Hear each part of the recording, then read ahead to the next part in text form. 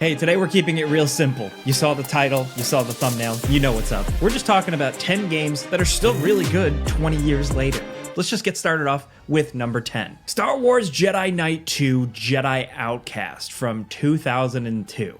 Now, look, sometimes a game can be good despite its flaws. And let me tell you, Jedi Outcast is definitely a flawed game, especially looking back on it with more than 20 years of hindsight. There's a lot of bad, but the good parts are so good that they elevate the whole thing. So if you don't already have nostalgia with this game, then getting through the first opening levels might be rough. For the first hour or two, the game just really withholds the lightsaber and all the fun stuff and just forces you to explore this endless Imperial base using all the worst weapons in the game.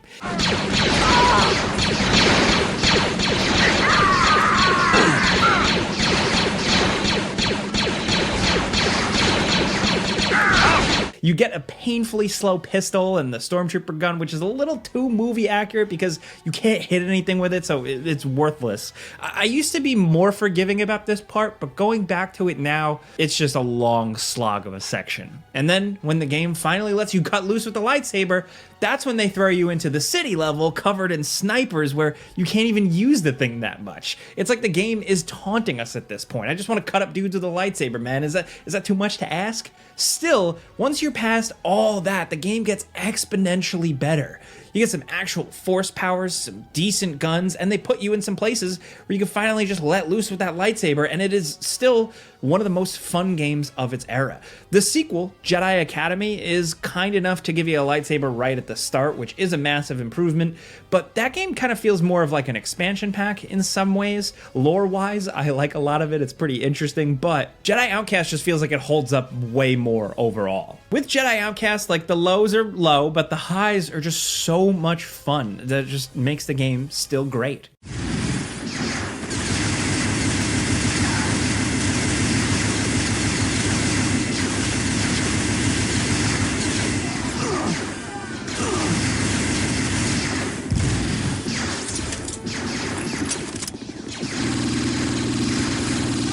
Now, next over at number 9, The Chronicles of Riddick Escape from Butcher Bay. Yes, does this feel like a Jake list? Because it is. So, 2004, man, this was a rare breed of a first-person shooter. An actually good movie tie-in game. It was meant to be a prequel to Pitch Black, I think, and it was released around the time of The Chronicles of Riddick, if you remember one of those movies. But actually knowing the source material doesn't really matter here. All that matters is that you're Vin Diesel, you're a spaceman, you're Riddick, and you're locked up in space jail, and you gotta get out. At the time, the presentation really stood out for this game. The graphics were incredible and cinematic.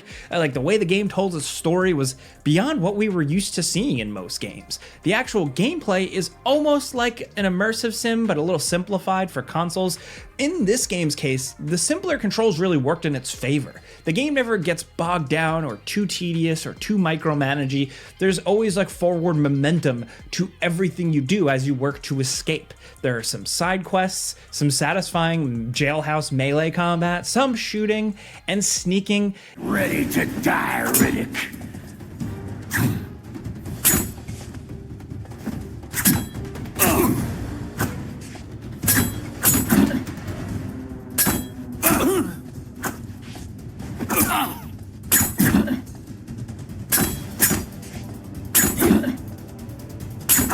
It's a game with a little bit of everything, carefully portioned out to be as fast-paced and as fun as possible. You'd think a game about being locked away in prison would be boring, but Riddick starts getting away almost immediately. There's very little time spent just kind of puttering around into cells, and the majority of the game is spent sneaking around secure locations and shanking dudes and getting into gunfights. It's not a long game, but the fast pace and the really excellent presentation it makes it one of our favorite games to go back to and play just for fun. Sometimes you just want a highly polished game that can be finished in a few sittings. Now, the semi-sequel or remake, Assault on Dark Athena, in contrast, goes on a little too long and isn't really as varied as the original, but it's not a bad follow-up thing. The original may not look that impressive anymore, but it is fun as hell to play, and it does hold up. Now, continuing with one of my personal favorites, number 8, Max Payne 2, The Fall of Max Payne. The original Max Payne is a classic, but that's been talked about enough. Let's talk about the sequel. In 2003, this game was a graphical masterclass, and one of the first games to utilize Valve's revolutionary Havoc physics engine, and they used it to great effect. The shootouts were fantastic, the controls are silky smooth, and the story is where we see Remedy really evolve their style. At a time where experimental, challenging sequels were all the rage, Max Payne 2 not have gone super weird like full Metal Gear Solid 2, but it was close. If there's one thing that makes Max Payne 2 still hold up today, it's the shooting.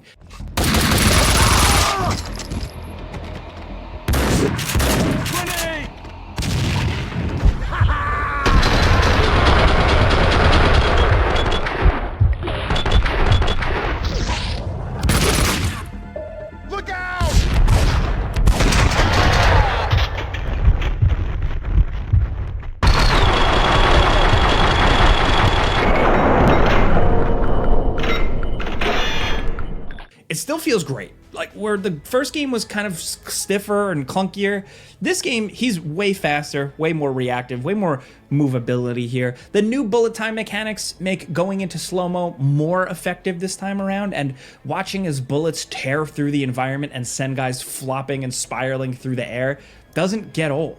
Where other Max Payne games are more restrained, this game just embraces the chaos with explosives everywhere. Everything breaks, and you mow down bad guys by the truckload. It is just glorious. Now, there's some arguments to be made, but I would say this story is still one of Remedy's best. It's dark and it's weird in ways that make it feel extremely modern. Even if stuff like the character models aren't going to be wowing anyone these days, they used to look like real people. The game is short, but the shooting is still the best, and it's just worth playing. Next, over at number 7, Grand Theft Auto San Andreas. What even needs to be said about this one anymore? It's a true open world classic from 2004. For a lot of people, it's still the best Grand Theft Auto game, maybe one of the best things Rockstar has ever done, which is crazy considering that this thing came out only 2 years after Vice City. They were really on something for this. The thing about the Grand Theft Auto 3 trilogy games is that in some ways, they are hard to go back to. They're missing a lot of the features we've come to expect in open world games. You know, they can be frustrating with the crazy difficulty spikes out of nowhere, the no mid-mission saving. If you die, then you gotta go back and do everything all over again. You know, all you had to do was follow the damn train, that meme. All we had to do was follow the damn train, CJ.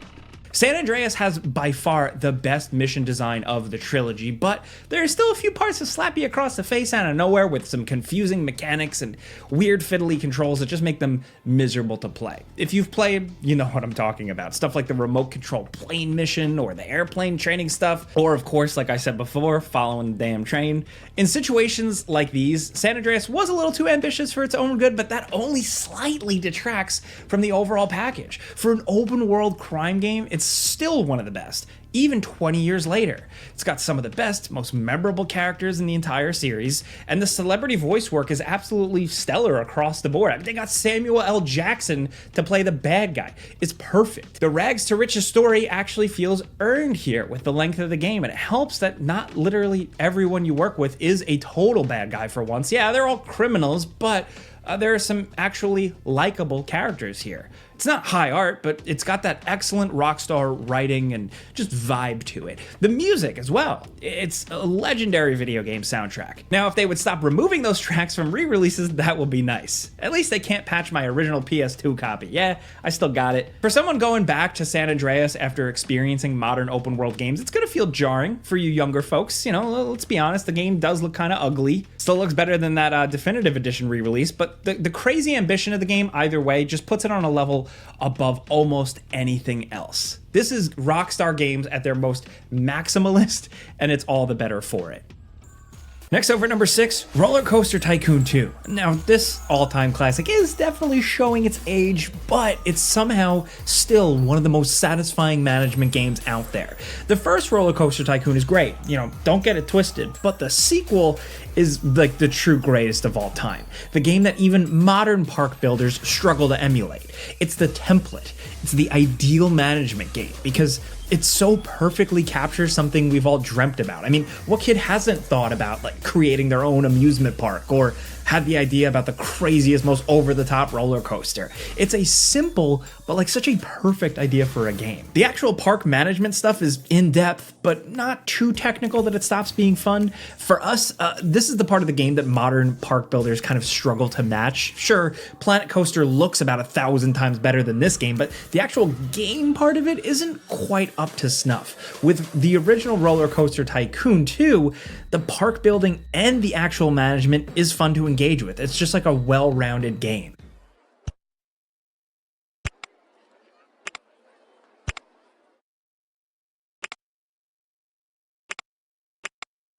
If you don't care about budgeting and maintenance or any of that boring stuff, then just give yourself a ton of money and build whatever you want. Make the most ridiculous roller coaster imaginable. Make the true theme park of your dreams, man. It doesn't matter. Just do what you want. Roller Coaster Tycoon doesn't care. This is a management game where the fun part is different depending on who you ask. Some people prefer that park management. Some people want to build aesthetically appealing parks, and some people just want to like torture the guests and try and murder as many park goers as possible. Either way, it's just a fun game and a true classic.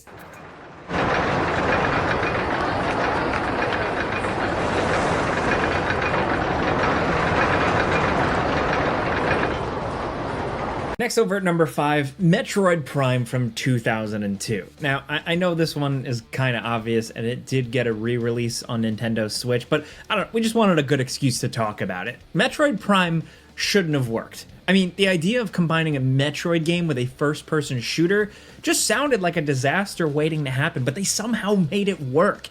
It's better than just working. It's great.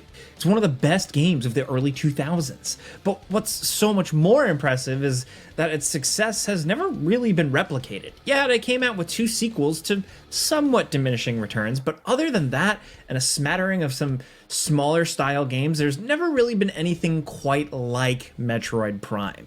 Going back and playing the actual 20-year-old original may take some getting used to because of the control scheme, but that recent remaster I mentioned just brings back traditional 2-stick look and move controls, so it's the easier game to jump into.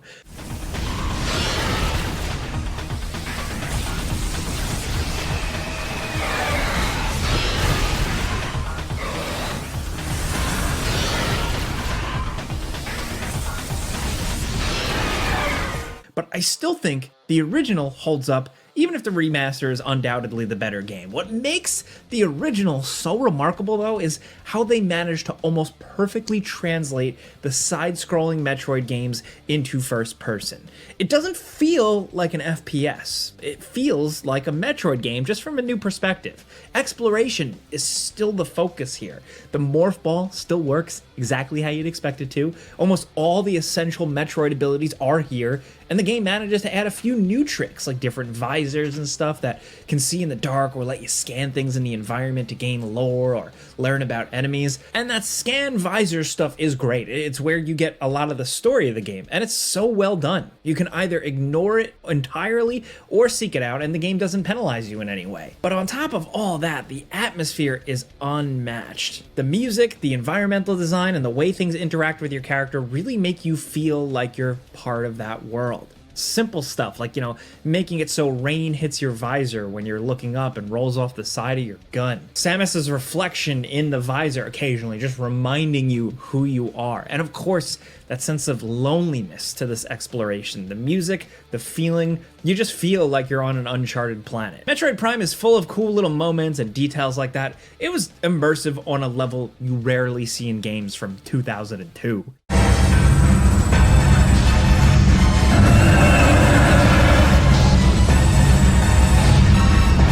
Now over at number 4, Soul Calibur 2 from 2003. I have to say it like that, I can't help it, but we would argue that Soul Calibur was like at the height of its power in 2003 with this one. At the time, this fighting game felt like a real event, man. Making an exclusive character for each console version was a brilliant marketing tactic. Super ballsy. And then the game itself was easy to pick up and play, but very hard to master. It looked really great. The character designs mostly hold up, even now. But that gameplay is awesome. It's just a fun fighting game to play. Forgive me.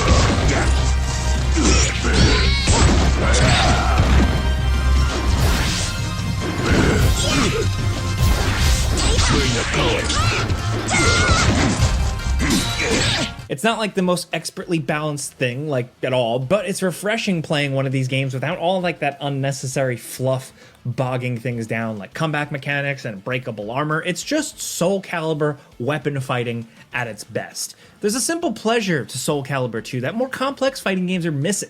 Pretty much anyone can pick this up and play and even do somewhat well, at least if they pick someone with a staff. The presentation was stellar for the time and still is pretty charming now.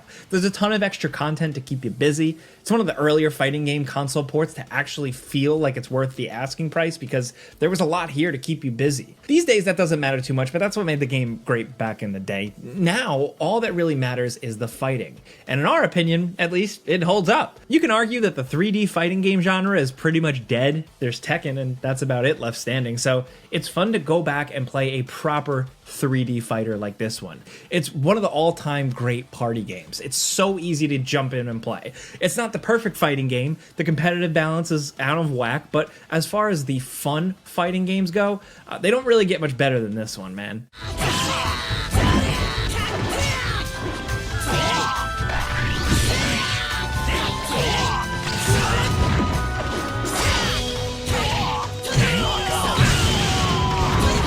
Now at number 3, Half-Life 2 from 2004. Now I know this game needs no introduction. It's an all-time classic that's gone on to influence practically the entire industry. The game is carefully constructed, it's extremely well-paced, it's varied, it's exciting and surprising.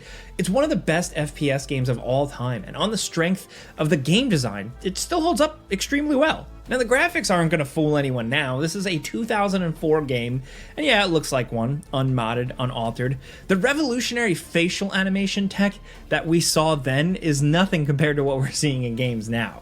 The gravity gun, though, is still an amazing piece of technology in a game. So many games have tried to copy it, but none have managed to make it as fun to use as it was in Half-Life 2. It's all the little things, like the way metallic objects spark when thrown around, or the way boxes break, or how heavy things move differently from stuff that's lighter. Gravity guns in video games are, pretty frequent, but nobody was able to match what Valve did in Half-Life 2, how that thing felt.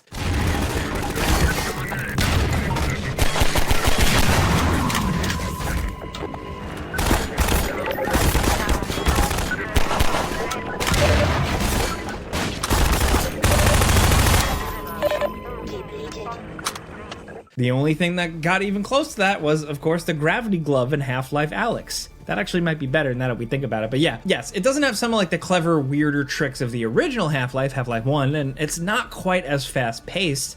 There are more quiet moments in Half-Life 2. But in terms of variety, the sequel has the original beat. You're always mixing things up with new weapons, or tools, or vehicles and areas, fighting new enemies, solving different types of puzzles. It's one of the most inventive and entertaining FPS campaigns ever made. It looks old, and certain elements of the design will seem outdated or a little hokey now, but there's still a lot of stuff this game does that has really never been topped anywhere else, and it's still an adventure worth playing through today.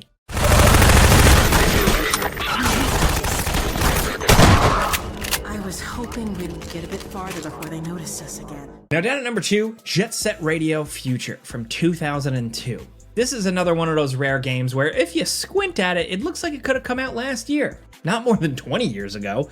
This cult classic Xbox launch title just oozes personality and style. It's got an amazing soundtrack and an art design that's both extremely 2000s and also kind of timeless.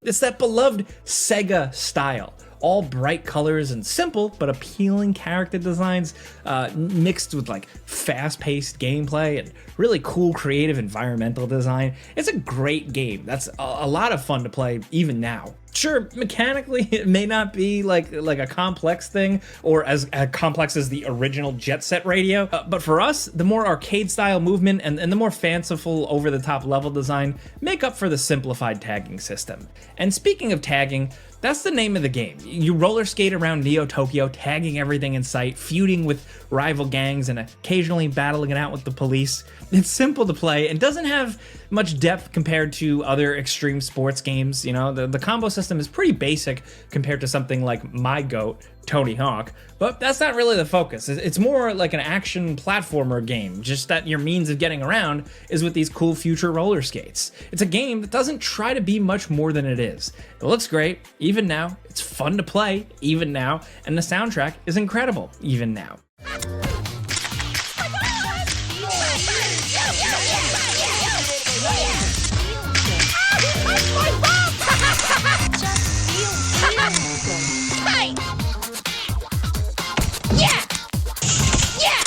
Now down to number 1, Halo 2 from 2004. Halo 2's been in the conversation a lot recently. It just celebrated a big anniversary recently because it originally released November 9th, 2004, and it got us thinking, and it's part of the reason why we made this video. Halo 2, what else needs to be said at this point? I mean, it's Halo. Going back and playing it now, yes, you can really feel its age, and there's no getting around that this is an Xbox original game from 2004. Some of the emptiness of some of the level design reminds you of that at every turn. That being said, it's still great. Hang on, everyone.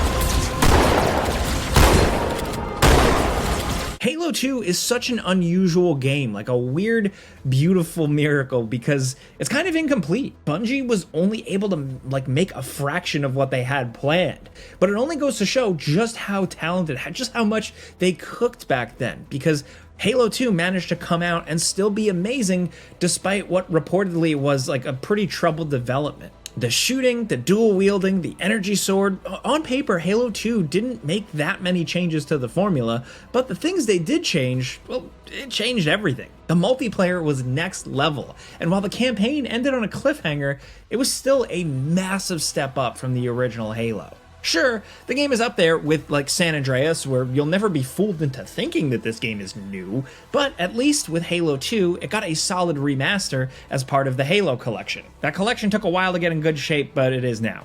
Halo 2 is where the series became a true phenomenon. It wasn't just a flash in the pan with the first game. This was the real deal, and it remains one of the all-time great first-person shooter games. Those are 10 games, but I do got some bonus ones for you, including Castlevania Aria of Sorrow from 2003. This was a Game Boy Advance joint, and for some people, it is one of the best Castlevania games, not just on handheld, but of all time. And that's high praise for a series that also has Symphony of the Night, but yeah, the thing that really makes this one stand out in a good way is the Souls system, where you can collect souls from defeated enemies, which can be used to augment your abilities or grant you special offensive powers.